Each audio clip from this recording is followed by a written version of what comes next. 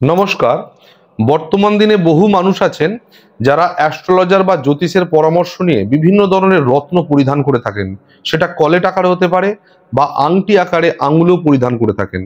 এখন আমি বলবো, অনেক সময়ই ভালো জ্যোতিষ যারা আছেন তারা আপনাকে সবকিছু জানিয়ে দেন যে এই রত্ন কি জন্য দেওয়া হলো, কোন গ্রহের কারণে দেওয়া হয় এবং এটাকে আপনাকে কিভাবে পরিধান করতে হবে, কি কাজে আপনার লাগতে পারে। কিন্তু আমি তাদের জন্য বলবো যারা জেনে না জেনে কোনো রত্ন ধারণ করে নিয়েছেন, অথচ তার কারণ, তার পরিধানের নিয়ম এবং তার শোধন প্রক্রিয়া এবং সেটা অরিজিনাল কি নকল সেটা চিনতে পারেননি, তাদের জ্ঞাতার্থে আজকের আমার এই ভিডিও।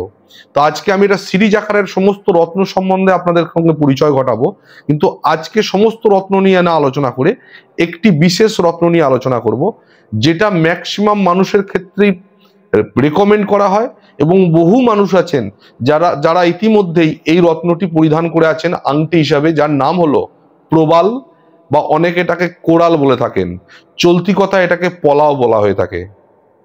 এই প্রবাল ছাড়াও প্রত্যেকটি গ্রহ নক্ষত্রের জন্য আলাদা আলাদা রত্ন আছে। আমি প্রত্যেকটি রত্ন সম্বন্ধেই আপনাদেরকে পরিচয় ঘটাবো, তাই চ্যানেলটিকে অবশ্যই সাবস্ক্রাইব করে রাখুন। পরবর্তীকালে সেই ভিডিওগুলো আপনাদের সামনে আসবে এবং আপনাদের চোখ খুলে যাবে, আপনাদের কাছেই একটা এর সম্বন্ধে সম্যক ধারণা থাকবে, যাতে করে আপনি ঠকতে না পারেন বা এই সম্বন্ধে আপনি কিছু জানতে পারেন, অর্থাৎ কোন রত্ন আপনি ধারণ করে রেখেছেন সেটা সম্বন্ধে সম্যক ধারণা আপনার থাকে। তাই আজকে আমি প্রথমেই আপনাদেরকে জানাবো প্রবাল বা কোরাল আপনি কেন ধারণ করবেন বা কেন আপনাকে দেয়া হয়েছে।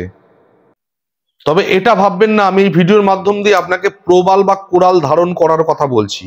আমি শুধুমাত্র বলছি, যদি আপনাকে কেউ ধারণ করতে বলে তাহলে আপনি জেনে নিন আপনি কেন ধারণ করছেন। তবে যে কোনো রত্ন ধারণ করার পূর্বে অবশ্যই অভিজ্ঞ জ্যোতিষ বা অ্যাস্ট্রোলজার দ্বারা আপনার জন্মকুণ্ডলী বিচার করে তবেই রত্ন ধারণ করা উচিত। কারণ রত্ন কিন্তু কথা বলে, রত্নের বহু উপযোগিতা লক্ষ্য করা গেছে এবং যুগ যুগ ধরে এই রত্নের ব্যবহার চলে আসছে।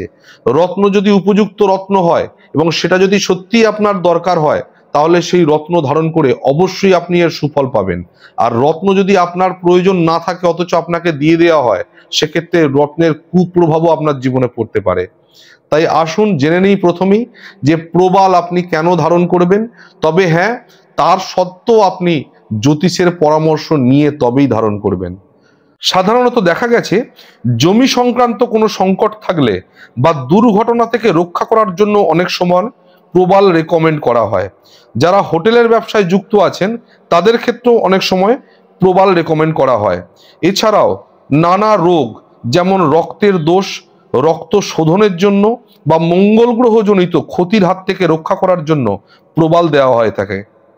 তাই যাদের মঙ্গলের দোষ থাকে তাদেরকে প্রবাল পরার পরামর্শ দেওয়া হয়ে থাকে। এছাড়াও হৃদরোগ বা বাচ্চাদের নজর লাগা, নিউমোনিয়া বা টাইফয়েড এবং ক্যান্সারের মতো দুরারোগ্য ব্যাধি থেকেও কষ্ট লাঘব করার জন্য প্রবাল কিন্তু অনেক সময় লাভদায়ক হয়ে থাকে।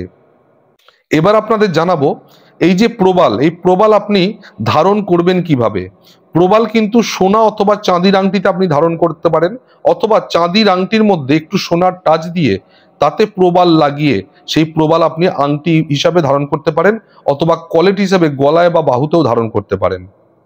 প্রবাল ধারণ করার আগে সেটা শোধন করার জন্য কিছু ক্রিয়া আপনার করে নেওয়া উচিত। সেটা হলো মঙ্গলবার সূর্যোদয়ের আগে গঙ্গা জল, কাঁচা দুধ এবং মধুর মিশ্রণ বানিয়ে সেই মিশ্রণে এই প্রবাল সহ আংটিটি আধ ঘন্টা ভিজিয়ে রাখুন।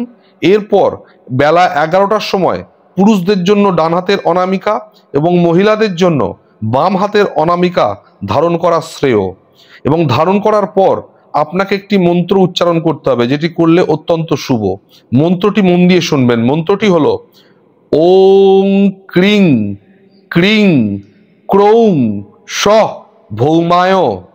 এই মন্ত্রটি আপনি 21 বার জপ করতে পারেন। জ্যোতিষ বা তান্ত্রিক মত অনুসারে এই প্রবাল যে কারণগুলি বললাম সেই কারণগুলির জন্য দেওয়া হয়। এছাড়াও অনেক সময় এই প্রবাল কিন্তু যাদের বিবাহ হচ্ছে না, অনেক দিন ধরে বিবাহের জন্য চেষ্টা করছেন অথচ বিবাহ সম্পন্ন হচ্ছে না, তাদেরকেও অনেক সময় রেকমেন্ড করা হয়ে থাকে। তবে আবারও বলবো, আপনি যখনই কোনো রত্ন ধারণ করবেন তার আগে অভিজ্ঞ জ্যোতিষ দ্বারা তার বিচার বিশ্লেষণ করে তবেই কোনো রত্ন ধারণ করবেন। সুতরাং আশা করি এই প্রবাল বা কোরাল সম্বন্ধে আপনাদের কিছুটা হলেও আমি ধ্যান ধারণা দেবার চেষ্টা করলাম এবং আপনারা সেই চেষ্টা থেকে কিছুটা হলেও শিখতে পারলেন। তো পরবর্তী ভিডিওতে আমি আপনাদের আলোচনা করব আরো অন্য একটি স্টোন বা রত্ন নিয়ে।